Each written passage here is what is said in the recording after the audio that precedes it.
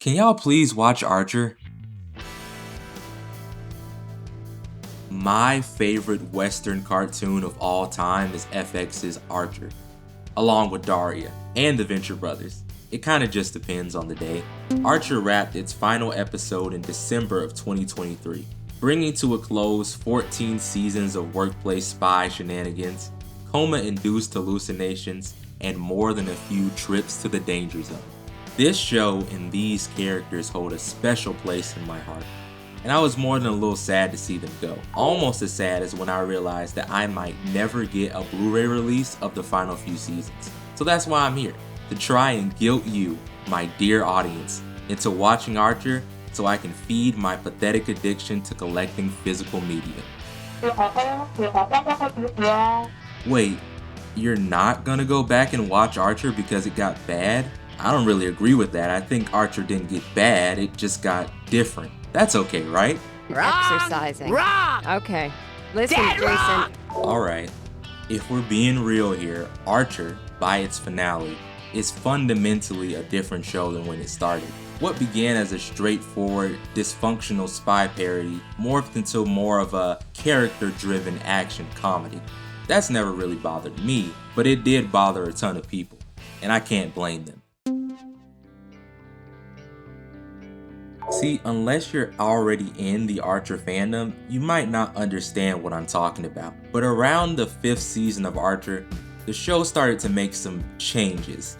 Main characters like Lana were now pregnant, things seemed to lean more cinematic, action got bigger and flashier, and plots somehow became even more wild, like everyone's selling cocaine now. It's cool. The snowball just rolled from there until eventually Archer found himself face down in a swimming pool tinged with his own blood. These seasons are looked back on more fondly by fans today, and though they were different, they're still considered prime Archer. After that, the most contentious part of the show's run started up, with Archer entering a coma and we the viewers watching how his brain began to process his life, his relationship, and the death of his long-suffering valet, Woodhouse. Unlike the last few seasons, this caused some fucking backlash, and resulted in many people jumping ship due to the shift in tone that took place. Think of it like an even faster move from early versus current era Adventure Time. But time passed, and once all was said and done, Archer woke up.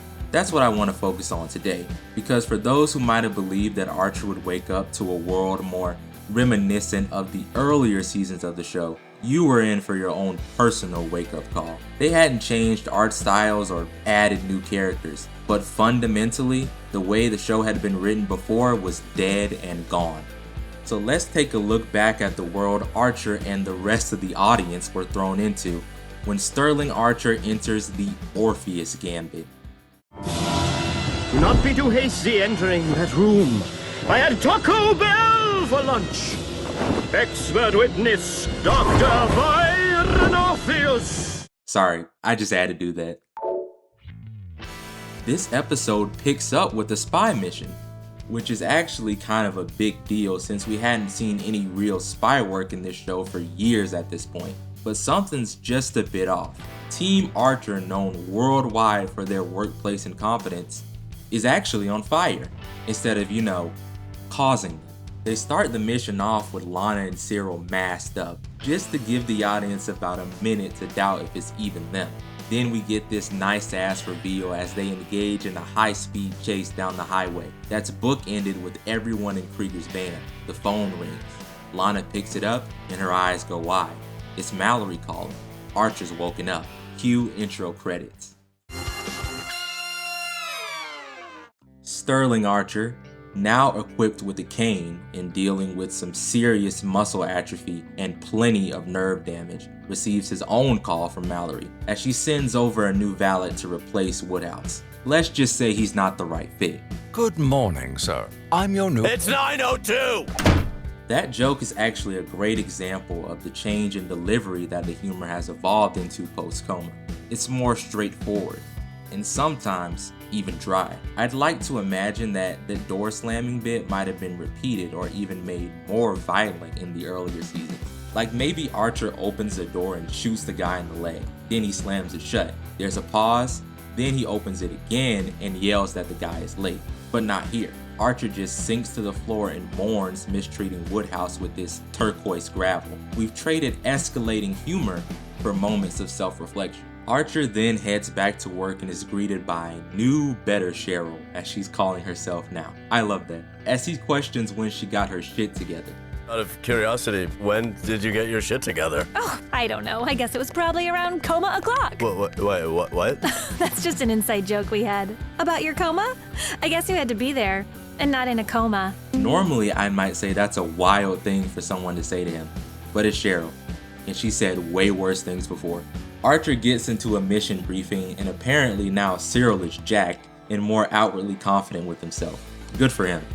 The team is tasked with intercepting a well-known art thief named Peregrine, who's planning to steal an art piece of Weeping Orpheus.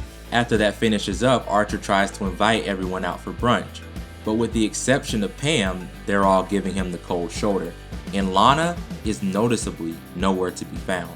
Archer's down bad. Bro can't even drink his problems away in his own office because he doesn't have one anymore. Guess the break room will have to do.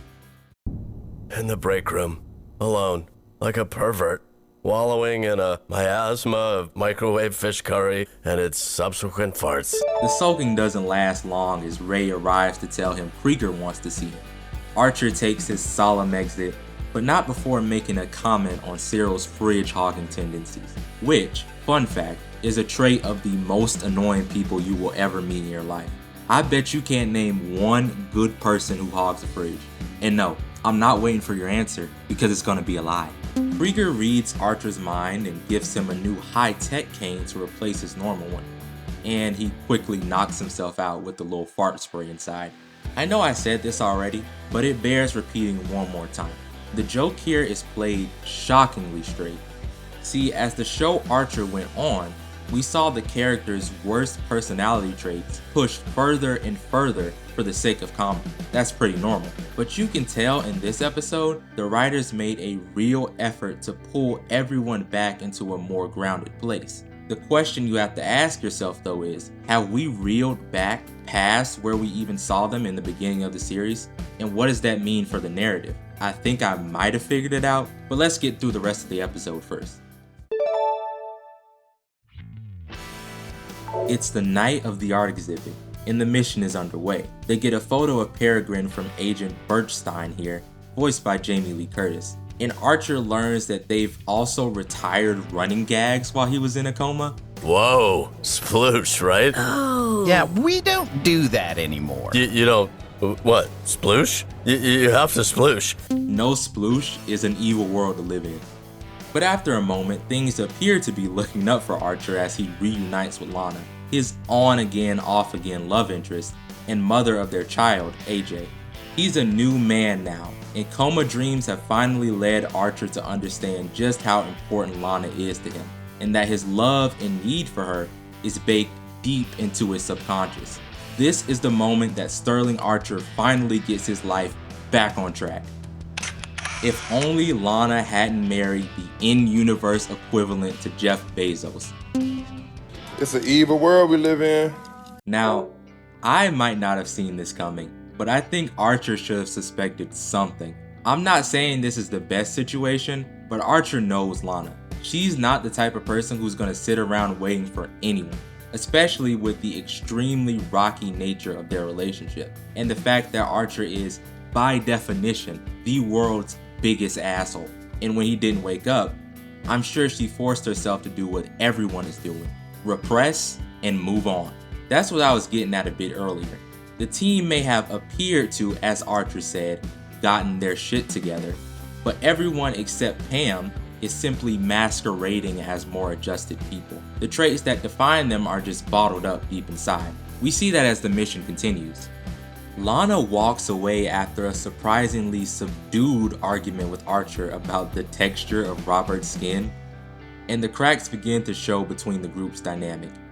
They actually start to notice this themselves and decide that maybe Archer is the root cause of all their shortcomings. Unfortunately, they realize this while he's standing right there. Wait, was everyone really happier without me? Well, Is anybody really happy? exactly. No, it's not that we were happier without you. It's just that we became happier when you weren't around. Crap, that's the same thing. And just like that, Sterling Archer has bottomed out. But luckily for him, he's got Pam to cheer him up and help him adjust to the changing world around him. It's a nice evolution of the dynamic that we see hints to pre-coma. Pam just takes Archer as he is, and she's a good bit more honest with herself than everybody else in the show. So they just work well together. She gives him a pep talk, and Archer dusts himself off and agrees to help in a way that he never has before. And I will accept a support role. Cyril murders the subtext by pointing out that much like Orpheus, Archer has visited the land of the dead. So now with the team back together, maybe they can finally get things heading in the right direction. Or maybe not, considering the fact that Weeping Orpheus has already been stolen while nobody was paying attention. The pacing in this episode really shifts into maximum overdrive from here. Archer asks Krieger to scrub through his subconscious brain function that's now attached to the Tacticane to see if he's seen Peregrine anytime this night, even if he didn't notice.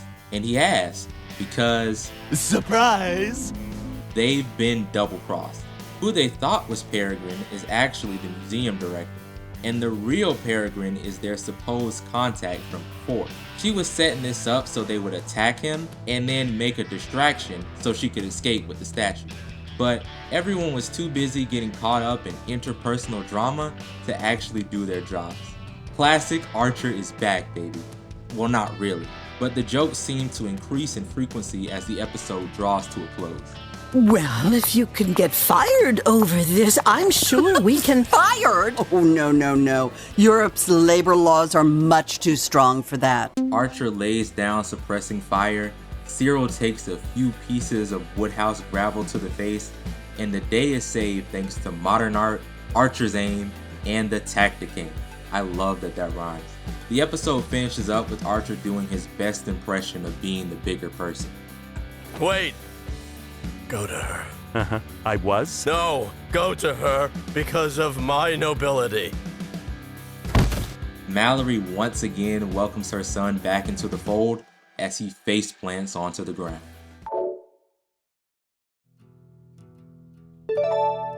The Orpheus Gambit is only a small part of a larger Archer Returns plotline that continues throughout the rest of the season, so it kinda just ends, which leaves it in a pretty awkward place. The writers of Archer were really betting on the patience of their fans here, starting off the season with less of a bang and more of a gentle push is pretty dicey, especially after the coma seasons.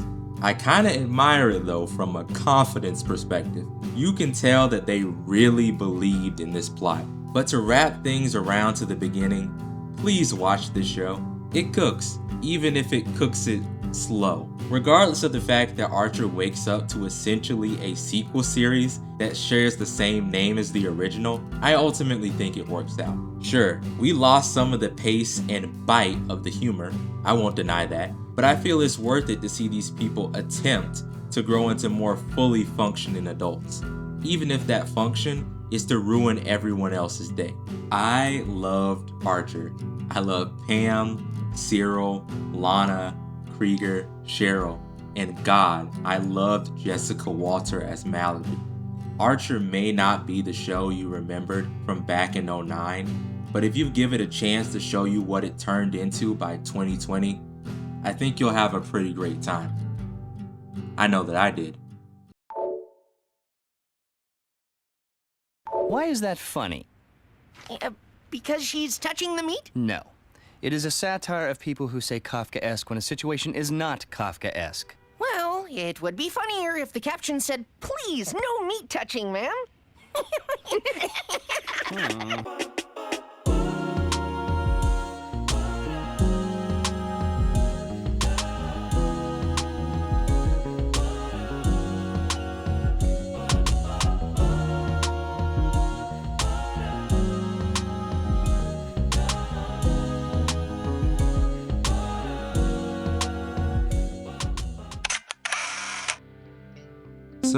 I love Daria. And if you knew that already, congratulations. You're willing to put up with me yapping for more than one video. But I don't just love Daria. I love art. I love creation. Music, animation, screenwriting. I consume it. I create it. Gimme, gimme, gimme. I need some more. Making art can be fun, devastating, therapeutic, and possibly even enlightening.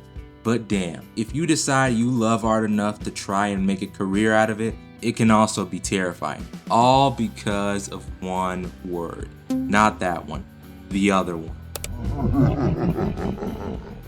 Daria actually dedicates an entire episode to the subject of selling out, or rather, the idea of being a hack. So this started off mostly as an episode breakdown, but as I was going through Artburn, I had a thought. The entirety of this show actually has a lot to say about what it means to be an artist, and it says it all through two central characters, Jane and Trent Lane. In fact, I'd say the Lane siblings perfectly represent the two camps I tend to group almost every other artist that I come across into. For now, let's call them classic and modern. These are mostly placeholder terms for even broader subjects, but they'll do for today because I'm going to attempt to keep this brief for the sake of my sanity while editing.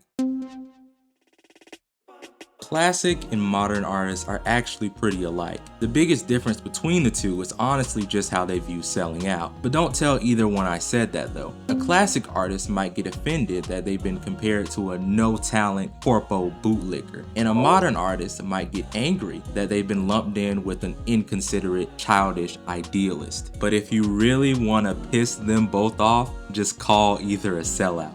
But what does that even mean? Where's the line? When do you cross it? Can you tap dance on it? Can you limbo back once you slide under?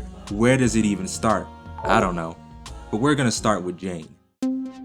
Jane Lane does a great job of representing what I'm gonna call a modern artist. When I say that, it doesn't really have anything to do with when she was born. I just mean she's flexible. Artburn does a great job of exploring that idea. The episode begins with The Spiral, or Mystic Spiral, that's Trent's band for the uninitiated, hanging outside the Lane house with Daria and Jane while they try to put together a photo for a new album cover. Unfortunately, it's built like most of the gazebos I've seen in my life, meaning it was put together during the Stone Age, full of water damage, and probably infested with those damn dangly leg wasps. So it doesn't take long for the entire thing to come crashing down on top of them. They then do the sensible thing and decide to split up for a while instead of using this extra time to practice for whatever gig I know they've probably forgotten about already. Everyone left heads inside, where they're soon met by the arrival of the older Lane sibling, Wynn. Penny? My name is Oliver Twist, sir. He's the sensitive lover boy of the family, and the sight of the gazebo in shambles leaves him in tears. Which should not surprise you if you've seen the show. Everything leaves bro in tears. He tells his younger brother and sister that this is the family's naming gazebo. It's apparently the place their parents took all the baby Lanes to be named, and they just have to fix it for sentimental value. But of course, they're all flat broke. How much money do you have? Trent. I have none, so I said nothing. But what Trent lacks in money, he makes up for in ideas, because he suggests that Jane sells some of her art pieces at the Art in the Park festival that they're having in Lawndale. Jane agrees to gather the money while Trent gets the contractors to fix the gazebo. What should be a relatively straightforward task for most is honestly out the wheelhouse of Trent, but he's trying.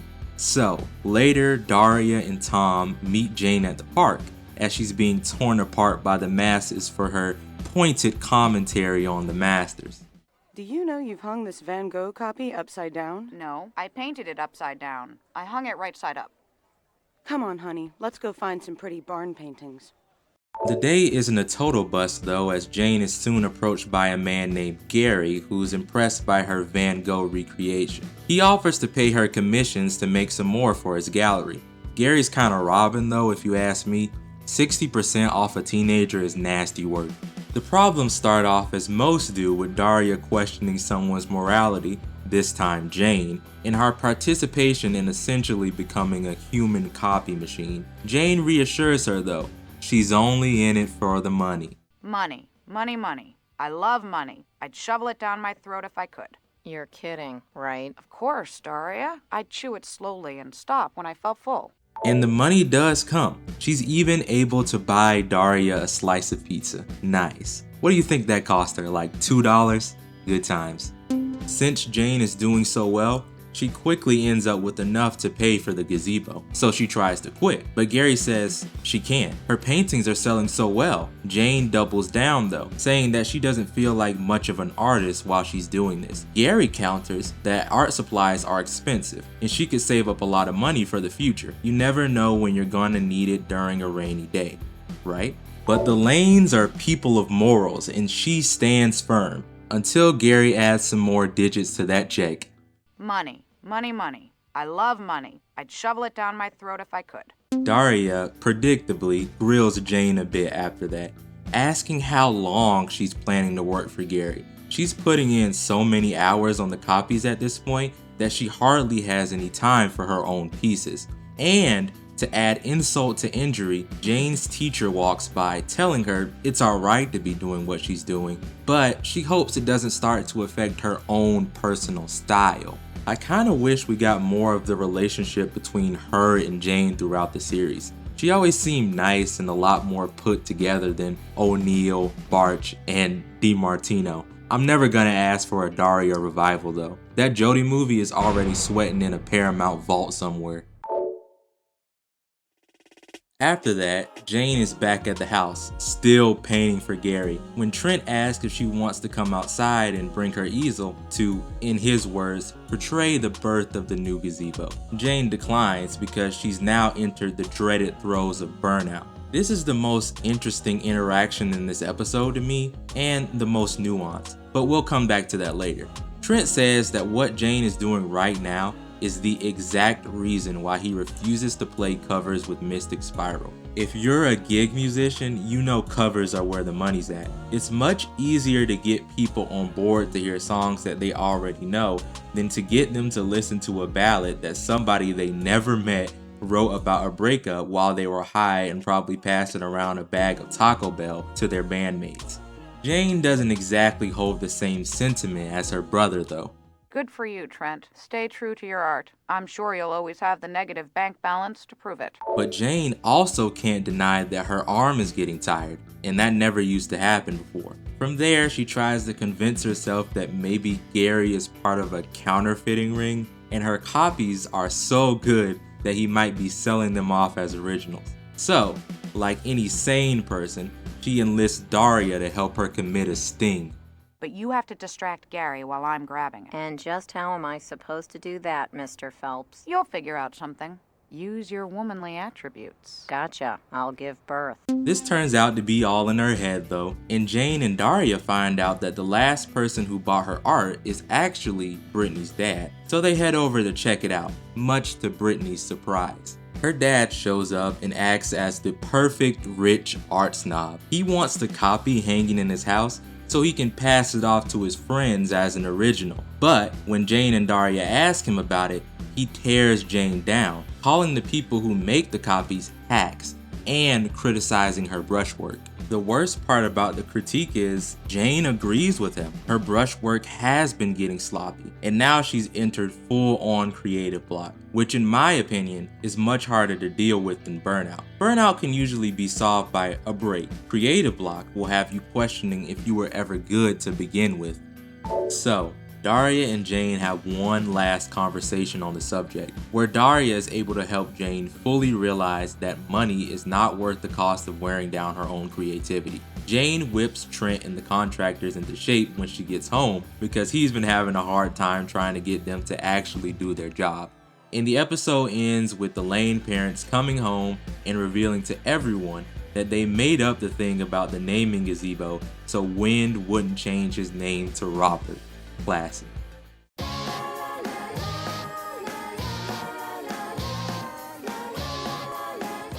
In this episode, Jane perfectly embodies my definition of a modern artist, meaning she's willing to adapt, to overcome situations that she's presented with. She's given a problem, aka her parents' gazebo turning to a pile of sticks, and she tries to solve it by getting people to buy her original pieces. But when that doesn't work, and she's given the opportunity to make money through Gary, she does what she's gotta do. It only becomes an issue once she gets distracted by the idea of that bigger paycheck. And when the moment comes that these copies start to get in the way of her actual creative process, she quits. If you've ever been in artistic circles, you've met tons of people like this. People trying to get by. Maybe sometimes they're working jobs they'd rather not be, for people they'd rather not work for. But those bills sure do stack up fast. And besides, they can always work slowly to try to achieve their goals over time. How long could that take? Let's see here. Forever? That can't be right. Well, maybe it happens, maybe it doesn't. But at least they didn't sell out, right? What did you say? They did sell out. They sold out the moment they prostrated their art in pursuit of the almighty dollar. Who would say that? Oh, I know who. Trent Lane will be our representative for the classic artist today. Classic artists, for the most part, can be a bit inflexible. They're often driven hard by their passion. The type of people who just can't stop creating no matter what's happening in their life. It's like a reflex. Also, though this trait isn't exclusive to them, I tend to find that these artists often really identify with the artists that came before them, sometimes feeling like they've been born in the wrong time, that if only they'd been in the scene in maybe like 1980s New York, somebody might get them. I think we see this a ton with Trent throughout the series, in the way that he talks about music of the past. The 60s are over. The 40s were over first. Maybe, but great style is timeless. That's exactly what I was gonna say. Thanks. And the one point where this classic ideology is on full display to me is actually the final piece of Daria animation we got. Is it college yet? Is it college yet as far as I'm concerned? It's Daria's magnum opus. This shit is perfection. It takes every character that you love in the show and gives them a moment to shine, all while balancing the idea that as much as Daria and Jane hate high school, they're struggling to understand what they're going to do now that it's all coming to a close. But I'm not here to give you a full breakdown of this movie today. I'm here to talk about the final interaction of the main Lane siblings and how it hints at who they might grow into as adults. Now for some context, during the film, Jane and Daria are having trouble figuring out which college they're going to attend. Daria goes throughout the film trying to balance her relationship with Tom and wondering if the places that the two are going in life are even compatible, while she also deals with her often recurring enemy, rejection. But this time, Jane is fearing the same thing, maybe even more than Daria. She's put together her applications for 2 different state universities, while she works on her portfolio for the college that she actually wants to attend in Boston called BFAC. Later, Trent walks in on Jane working on her BFAC submission piece, and when he finds out what's going on, he doesn't understand why she's even going to college. In his words, she's already an artist. I know, but I want to be a starving artist, so I need to ring up more debt. Well, I'd never go to music school. I wouldn't want any teachers trying to corrupt my vision. I feel like we get a lot of how Trent views art here. He sees the creative process as untouchable. The idea that a teacher might make him practice when he doesn't want to seems to really bug him out. Now Trent's definitely lazy, that's his biggest character flaw, but I do think he really believes in the conviction of what he's saying. To Trent, any outside influence, especially one that he doesn't respect, might adulter his art. Some people might think that's silly, some people might think that's passionate. I just think Trent's funny. Later on, Jane does get back a few letters from those state colleges, and it's not what she's hoping for. Wow, State University and Lawndale State. We regret to inform you that, due to an unprecedented number of applications, Damn. Trent tries to cheer her up and hits Jane with the old "those who can't do teach" speech. Very classic artist perspective here. Why should I learn from someone who's not out there doing the thing that they're passionate about right now? Surely they must have failed. So in a fit of defiance, both lanes decide that college is simply not for them. And Jane, for a moment, abandons her attempts to get into BFAC, because if both these no-name colleges don't want her, why would any other? But I know, in her heart of hearts, she knows Daria would never let that slide. And when her best friend does find out, she pretty much breaks Jane down, telling her she's still in high school and maybe she doesn't know everything there is to know about art. Maybe getting into school could be a good experience for her. Jane's resistant at first, but eventually she's able to make a deal with Daria that she'll submit her portfolio to BFAC for second term admission if Daria asks for a letter of recommendation to the college named Bromwell from Tom's rich parents, which obviously Daria does not want to do.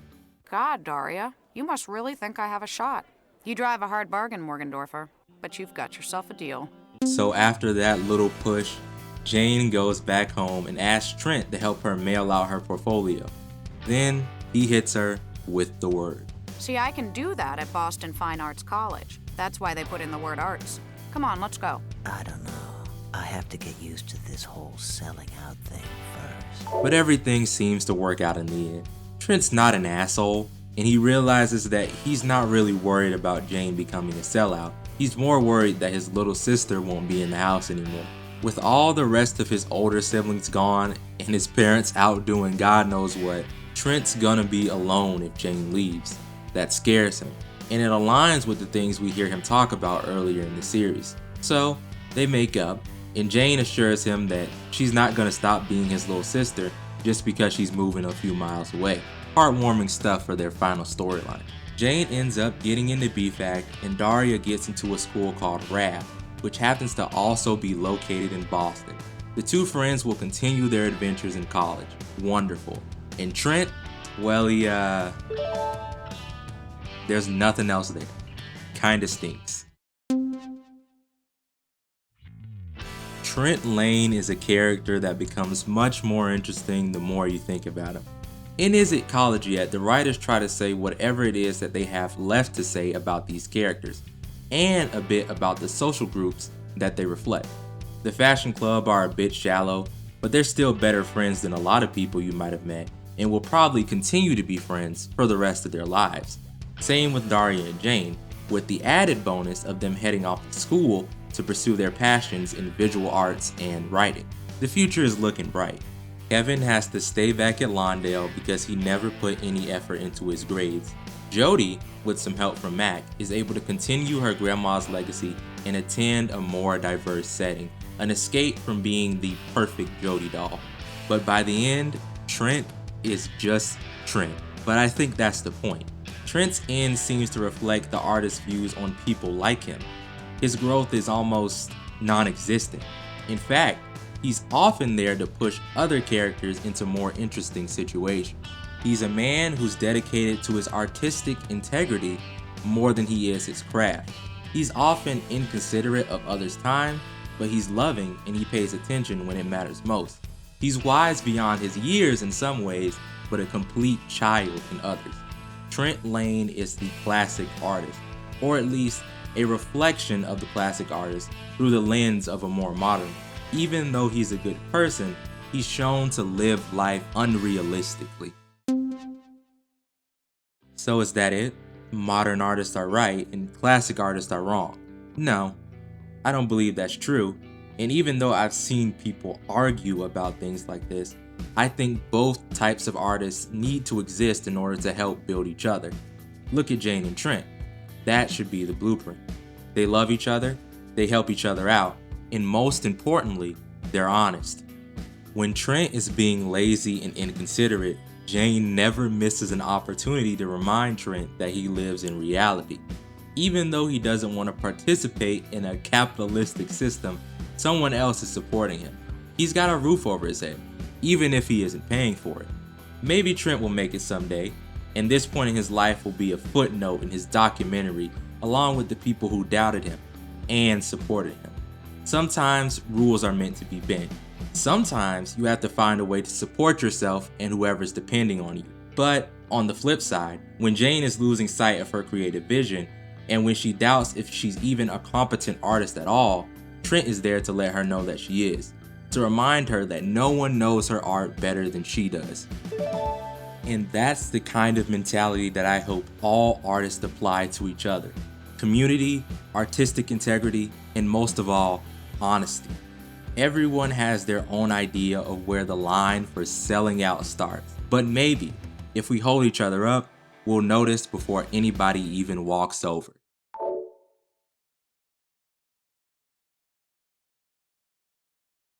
And besides, nobody ever said they were going steady. And if he does want to go steady, he's got to do a lot better than movie burger backseat, because there are plenty of guys with bigger backseats waiting to take her someplace nice.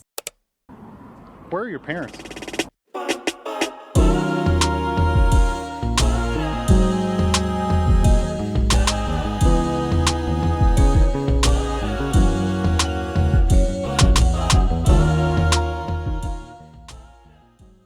What's funny? It's easier to ask than it is to tell, and it's sure as hell easier to tell a joke to your friends than it is to stay up until 3 a.m. waiting for some magic ha-ha funny stuff to come out that deep fried little meatball I call my brain and make its way onto a Word document. So I consider every joke that makes me laugh in a TV show a miracle. And if that's the case, Daria is not a miracle. It's as close as I'm ever gonna get to heaven. Hello, Quinn. It's me, Daria. Can you help me make my friend look pretty? All right, you bitch. What do I do? Daria is a show that began as a spinoff of Beavis and Butthead. It follows Daria Morgendorffer as she travels to a new town and attempts to navigate high school life, home life, and living up to the weight of her own moral compass. Now, Daria ran from 1997 to 2002, meaning I missed this original run because up until the year 2000, I was busy not being born. Then I was filling my head with quality content like Greatest Heroes and Legends of the Bible, Garden of Eden. Now watching that is literally my first memory on this earth, so I think that accomplishment alone is enough to deadass crown myself king of all cartoons and yap for hours about why Daria is one of the funniest pieces of media that ever existed. Tone, babe! You heard what Mr. O said about seeing my inner strength? Babe, he was trying to say you're not getting any smarter. Oh, well, am I supposed to? Yeah. Notice I said funniest, because that's like the only aspect of Daria that I feel like internet discourse doesn't give enough credit to.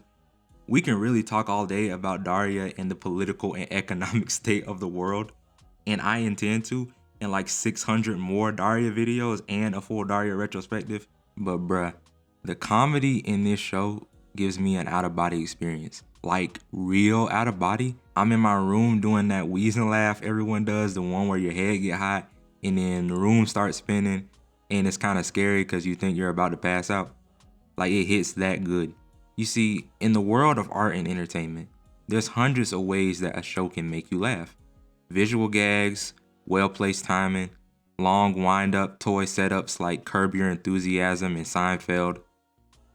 But if you asked me, Easy, your local bum on the internet, what the secret sauce in Daria is, it's a long-lost tool of all aspiring creatives. Wit. Do you think contacts reveal the Eunice inside? I don't know. Who's Eunice, and why doesn't she get her own body? But when I say it uses it as a tool, that might be underselling it a bit. Daria doesn't really use wit as a tool. It's more like how I use my dog, meaning it's the only thing that's keeping me together. Daria uses wit to effectively deliver jokes to the audience, establish the personality of our characters and their emotions, and then does tonal cartwheels that take you from laughing your ass off to like The Verge or Tears, or maybe like sometimes beyond The Verge.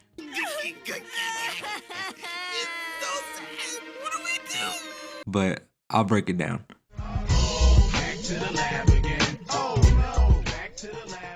I'll start with the first episode, Steamers. Daria Morgendorffer moves to Lawndale with her headstrong lawyer mother Helen, her popular and self-obsessed sister Quinn, and her father, the unhinged Jake Morgendorffer, also known as the GOAT of cartoon dads, not because he's the best, because he is simply the realist. Helen, thank God I found you! Look, Helen, about that Superwoman stuff, that wasn't me. That was the milk talking. Take this scene where Jake is driving Daria and Quinn to their first day of school. Don't get upset if it takes the other kids a little while to warm up to you. Hi, you're cool. What's your name? Quinn Morgendorffer. Cool name. Will you go out with me? I'll try to help her through this difficult period of adjustment. That's my girl. Wait a minute. See ya, Dad. Actually, we'll throw Quinn and Daria in here too. In a few seconds, we learn Quinn is a foil to Daria. She's got gravity, you know, the kind of person that just attracts everyone in a 100-foot radius. And Daria, not so much. Then there's Jake. Everything that happens around him takes an extra few seconds to catch up. And then you multiply those seconds by the fact that every other person in his family is on like their third sentence before he can even push out one. So he's lost, like gone. Her mind's gone, woman. Where did it go? I don't know. You get so much out of these characters in just one scene, and 99.9% of the time, you also get a laugh. At least I hope you laughed at like at least one of these clips. If not, keep watching the video anyway, because I gotta make some kind of point eventually. After Daria gets her introduction to Lawndale High. she's diagnosed with low self-esteem by one of those Rorschach tests that television convinced me I would have to take one day. That's where she meets Jane Lane. She plays the role of Daria's partner in crime, her confidant, and honestly, I go as far as saying she's the only reason that Daria has decided to engage with the world outside of her own comfort zone. Jane's taken the same self-esteem class as Daria, not because she needs to. No, she's taking it simply because, like Daria, she enjoys other people's discomfort. Watching people suffer is like a sport for these girls. They get together and the jokes start rolling immediately. What do they talk to the boys about? A classroom full of guys and a male teacher? Nocturnal emissions. In a different show, Jane and Daria might be a little overwhelming or like a bit unlikable, but the reason I think that never happens here is A, the world is not kind to Jane and Daria. They kind of can't do anything without getting shit from somebody, and B, it's wit, an intelligent exchange. That's how you could describe the majority of conversations between Jane and Daria. And honestly, you can kind of use that to describe the conversations that everyone has, whether it's the fashion club or Helen and Jake. When you're watching the show, there's like this feeling that starts to creep up. I think a lot of people attribute it to like relatability, but I'm not sure if that's it. Watch these characters talk to each other long enough and everything just starts to feel real in like a sort of intangible way that makes the teen drama and social commentary hit twice as hard. By the time Daria and Jane are fucking with the school assembly that they get assigned to in the back half of a steamer's, you're already hooked. On the other hand, having all of you know that I had low self-esteem makes me feel kind of bad, like a big failure or something. I want to go home.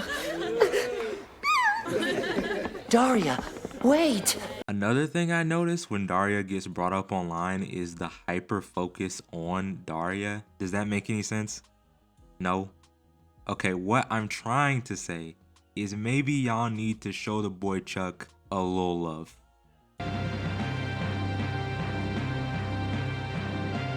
Never mind. Jody and Mac actually, never mind. That's like a full video by itself. Brittany. Yes, I can do something with Brittany. Justice for Brittany. During the late 90s and early 2000s, the media trope of popular kid bully was in high demand. The entire fashion club might fit that mold if the show was written from someone else's perspective, but since Daria is older than them and they spend most of their time hanging out with her younger sister Quinn, they kind of just ignore Daria for Quinn's sake. There's a running gag where Quinn pretends like Daria isn't her sister, and we learn at the end of the series that the fashion club goes along with it just because, Quinn's their friend. That leaves us with Brittany and Kevin, the star quarterback and cheerleader respectively. The showrunners and writers seem to have decided it was much funnier to just make them kind of stupid than the meanest people in the world, and I think that really works for the show. Now it's gonna be cursed or something and we're gonna lose all our games. I'm a little surprised, Daria.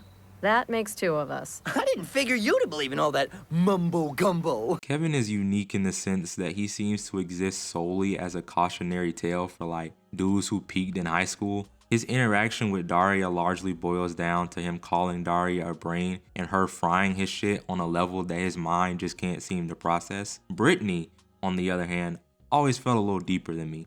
Almost like Brittany would be friends with Daria if the concept of her being friends with a brain wasn't something she just never considered. Even if Daria and her run in different circles, and Daria clearly doesn't have the highest opinion of her, which I don't know, Daria doesn't have the highest opinion of most people. In certain shining moments, it feels like Brittany does at the very least see Daria and understands that she isn't a bad person just because she's the quote unquote misery chick. Take the episode Through a Lens Darkly where Daria starts wearing contacts. What begins as an episode where Daria almost runs down a dog morphs into a study of how she views physical appearance and how her big round glasses make her feel like her. I always thought this episode was cool in a sort of meta artistic design kind of way. Daria's big boots, green jacket, and glasses are hallmarks of her character design that signal to you that she's an outsider in the MTV era that was giving way to Britney Spears, boy bands, and crop tops. So when Daria gets some decent advice from her cool Aunt Amy and decides to give contacts a chance, she looks in the mirror and starts to wonder, who the hell am I? Which, as a fellow half-blind person who tried contacts in senior year of high school because he thought it would make him look more like Michael B. Jordan instead of Irving from Billy and Mandy, only to realize his eyes are built like Squidward, I can relate. Everyone inside and outside of school starts to compliment Daria's new look. Unfortunately, the contact lenses start to scratch up Daria's eyes, so she ditches them. And also she ditches her glasses. And then she kind of just starts to spiral.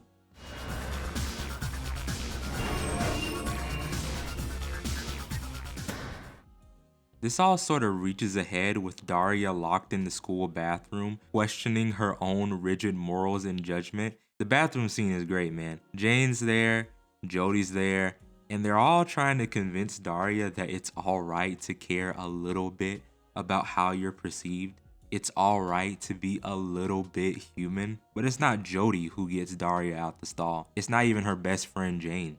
By the way, Daria, I just want you to know that I think it's really brave of you to get those contact lenses and admit that you care about the way you look, even just a little. Because knowing that a brain can be worried about her looks makes me feel, I don't know, not so shallow or something. Like we're not that different, just human or whatever. Well, thank you, Brittany. You're right. We are just human or whatever. Now, in your average teen drama, that's the end of the scene because it was real and it made you feel good. But this is Daria, and the intelligent thing to do, the witty thing to do, is to make sure you get a laugh too. That was really nice, Brittany. It was? I gotta admit, that was the right thing to say. Wow! These things really do work. We know Brittany isn't the smartest, but she does think, and she is paying attention to Daria right now. And that's all she needed. Alright, so I've been praising this show for an entire video, and I will probably continue to do so for the rest of my life. But for the sake of my argument, I'm gonna say this right now. When I say wit was the only thing holding this show's writing together, I really meant that literally. Daria doesn't have loads of weak episodes to me. Even the uneventful or strange ones are usually fun. Like the musical episode, I eat that shit up. But there's one episode of this show that I want to skip every time that I do a rewatch. I think this holiday episode is ass, y'all. Is that a hot take? Is somebody gonna come for me? Shut up. Well, too bad, bruh. I don't care. It's my video, and I'm gonna explain why this silly little holiday episode breaks Daria on a fundamental level. And no, it's not because without explanation, magic exists in this grounded cartoon. I'm a young man who likes fun. If a show wants to get silly, I can get silly. I sat through all the dream sequences in Sopranos and I love them. But this is not funny and this is not entertaining. It's boring. It's what I imagine people who don't like Daria think Daria is like. They broke this show like how they broke Steve's legs in that episode of American Dad. Come on, guys. You can't really.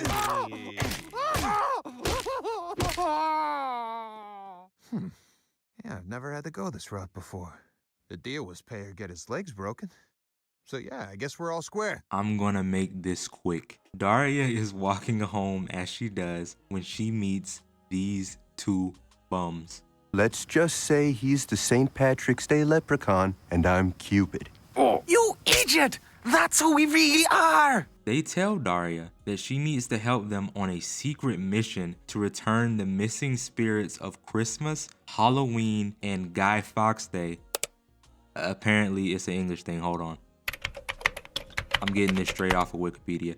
Guy Fawkes Night, also known as Guy Fawkes Day, Bonfire Night, and Fireworks Night, is an annual commemoration observed on the 5th of November, primarily in Great Britain, involving bonfires and firework displays. Okay, sure. Yeah, so Daria is tasked by Luck of the Irish and Mikey from Recess to help them get back the holiday teenage spirits to Holiday Island. So I guess that the holidays don't stop existing. Daria being Daria starts frying their shit. Oh, certainly.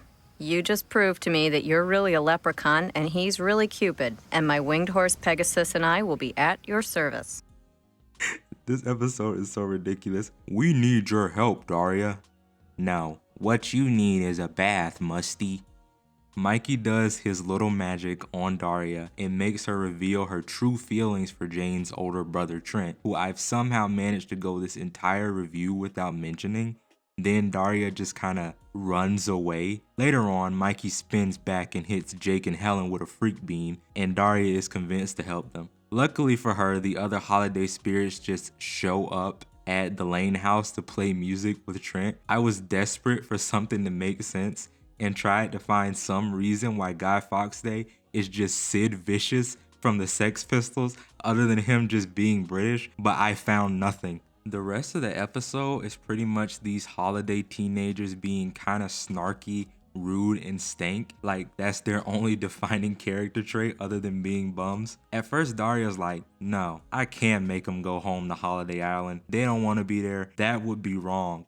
Even though it's gonna quote unquote destroy the natural order, the world could be ending and Daria and Jane would still be trying to get jokes off.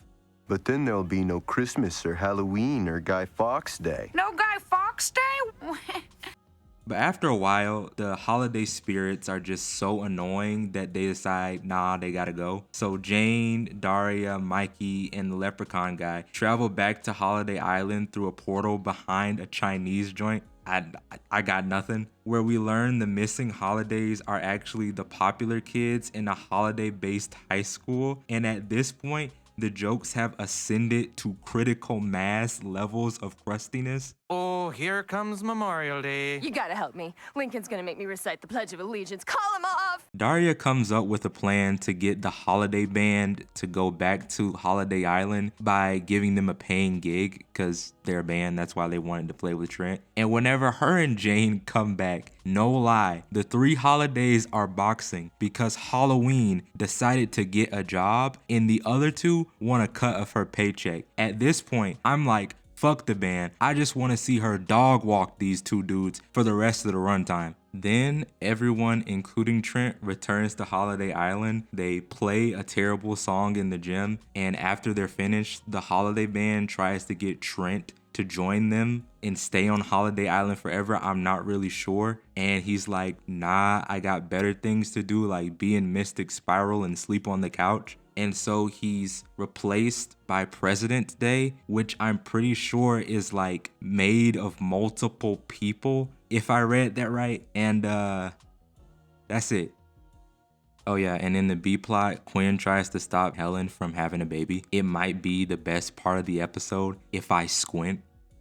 For the sake of transparency, the name of this episode is Depth Takes a Holiday. This entire thing might just be a bit. It's kind of bad on purpose. It's also a play on Death Takes a Holiday, which, fun fact, inspired the movie Meet Joe Black, where Brad Pitt speaks patois. No beer, sister. No devil, no dopey.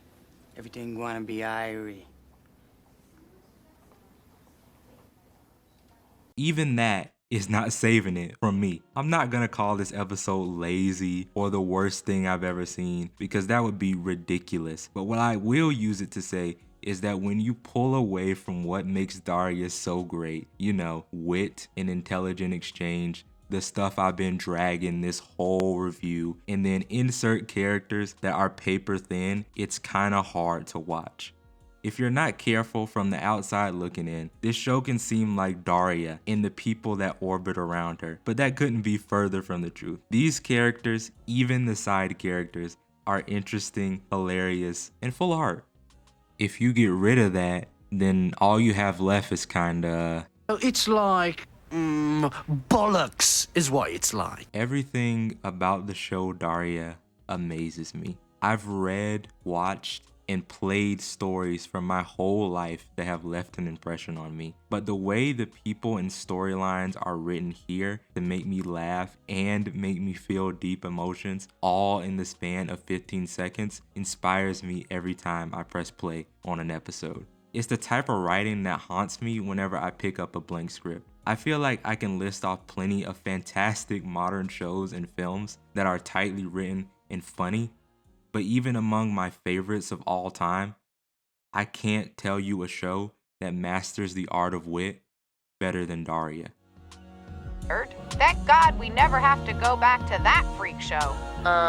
We are required by law to show up for the next 4 years. What?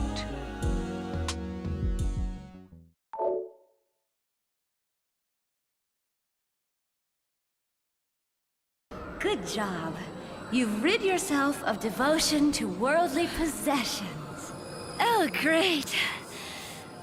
Are you going to rid yourself of the Miata?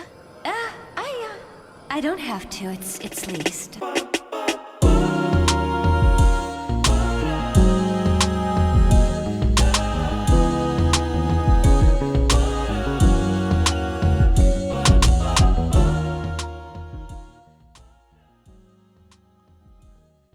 There's an elite list of shows that I happened to binge around my freshman year in college. Daria, Clone High, Undergrads, and they all hit me in a specific way that reminds me of that time in my life. You know, when you're fresh out of high school and you're getting that first taste of freedom, the kind of freedom that only lasts until you get your first electric bill. I love those cartoons because they really represent that headspace for me. Some escapism. I watch Undergrads and I go, yeah, college, but not Mission Hill. I watch Mission Hill and think, damn, I might never own a house. Well, welcome to the real world, sucker! Mission Hill is another in a long line of unique, fantastically written adult animated shows that couldn't get past one season. And if I had a nickel for every time that happened, I don't know, but I'd have a lot of nickels. The show is the brainchild of former Simpson writers Bill Oakley and Josh Weinstein. It follows aspiring cartoonist Andy French and his roommates Posey and Jim, along with his younger brother Kevin, as they try to survive life in the big city. The show had an initial sporadic run of, get this, 5 episodes on the WB before it was pulled unceremoniously. Luckily, the rest of the unaired bits of season 1, well, at least for the ones that got fully animated, found a home on Adult Swim where it could quietly grow a cult following that screams into the void for more until this day. That's me. The void is the internet, and I'm screaming for y'all to go watch Mission Hill so I can get some more of these characters. Or these. At this point, just slide me a show about anybody in the apartment complex. I could sit here all day and gush about how good this show looks, or maybe about all the gags that are etched into my brain, but instead, I'll ask you a question. Have you ever had a brother? If I'm keeping it a buck, I don't actually have any siblings. I have an older cousin who I like to think of like my brother, but I never grew up having to share my room with another human. So maybe I'm not the best person to tackle this subject, but did I really miss that much? I like you, girlfriend. Yeah. Y'all can keep that. The Mission Hill pilot actually kicks off with Kevin moving into the big city with Andy. It follows them as Kevin has to adjust to living away from his home for the first time, and Andy having to figure out that he has to take some sort of responsibility for Kevin. You know, that life isn't all just tits, booze, and parties.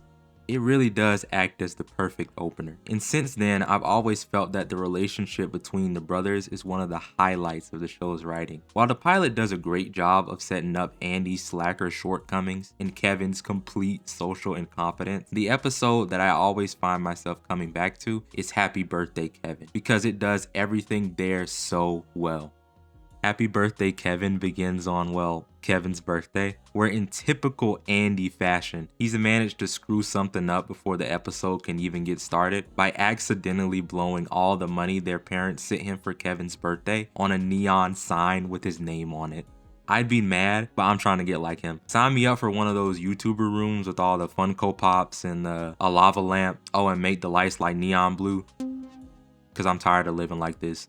Meanwhile, Kevin's up, excited, heading for school, and getting harassed. Penis, penis, penis, penis. Lock 'em up.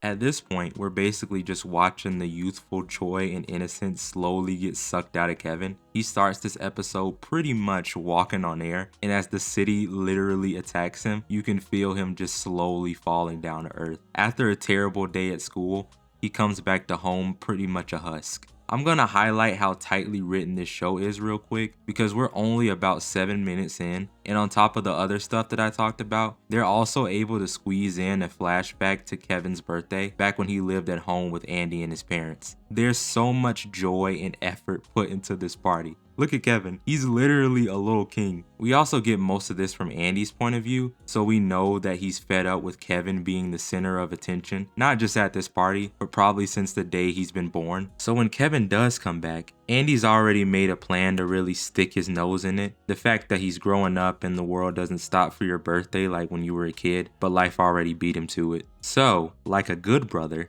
Andy has a change of heart. Hey, what if I promised to throw you a really great party? Would that cheer you up? It would have been much easier to make an episode where Andy learns, be nice to your brother. It's his birthday, and that's about it. But since he figures that out right here, and the show is still going, we get to see the needle of the narrative start to point back towards Kevin. Andy begins to get things ready for Kevin's new birthday party, and thinks, I guess for the first time, he loves his brother. And while this is happening, their upstairs neighbors, Carlos and Natalie, are arguing about a snake that she rescued from an animal testing lab that's looking at their baby like he's fat bastard. That's not important to the video, but I still thought it was funny. Baby, the other white meat. Andy's able to gather up all his friends and Kevin's to take him for a night out to try and prove that the city ain't that bad. It's about as sweet as we see Andy be the entire show. You can tell that he's really trying hard. They hit the bowling alley, he gets these fake ass Blues Brothers to sing happy birthday at dinner, and Kevin receives his very own ass cake. Amazing. But Kevin ain't going for it, and I did start to feel Andy here. It's honestly pretty obnoxious to watch Kevin be a little jerk to everyone. Even Posey ain't safe. This one is from Posey. Homeopathic remedy number 51, anti-anxiety. You can take it right now, Kevin. It's very calming. Oh, splendid. And after Kevin gets an admittedly poorly thought out gift by Andy, he just explodes. Then Andy explodes too, or steams, I guess. The heel turn that they're able to pull here is so solid. You start the episode with Andy being his average jerk self, but now you realize he's not entirely wrong about Kevin. He's a bit of a brat. Andy is lazy, selfish, and rude, but that doesn't mean his little brother is always perfect or completely in the right. He's clearly been pampered his whole life, and if he wants to make it in the real world, if he wants to grow up, he's gotta learn to see love when it's shown to him, even if it's not the way he's used to. After the party fails miserably, Andy storms out, only to find out later when he's sulking on the couch that Kevin never came back to the apartment. Posey's such a cool character, man. You could tell she had a blast after they left. Andy heard that the last thing Kevin said was that he was going home, and he knows exactly what that means. And there, sitting alone on the floor, picking at the same brand of store-bought cake that his parents bought him every year for his birthday, is his brother. And unfortunately for Kevin, This cake isn't as good as I remember. nothing out here is as good as I remember. From there, Andy tells Kevin that he's got a new home with him, and he takes him upstairs to show him his old stash of goods. The boys spend the rest of the night running around the house and doing all the things that their parents said that they couldn't do when they were kids. It's super wholesome. Until they get busted by the cops. Bite me, mother! Freeze! Luckily, these guys used to be Andy's friends back in high school, so they let him off the hook and throw Kevin one final birthday party in the house that they grew up in. And that snake from earlier doesn't eat the baby. I love this episode. It's not my favorite in the whole show, but I adore how both brothers are able to grow as people and in their relationship at the same time. Siblings who fight but still love each other at the end of the day are nothing new in animation or television in general. Everybody's seen Lisa and Bart or Dipper and Mabel, but what I think pushes this episode to such a high tier for me is the fact that it's not just a lesson on brotherhood in here, there's a lesson on life. When you get older, everything changes. You have new responsibilities, and things you thought you used to love don't even taste the same anymore. But that's okay, because you find new things to love, and you find new people to love with them. You can't go back to the past, but you can try your best to make the present into something you'll remember fondly. And if you're lucky, you have a sibling that'll help you figure that out.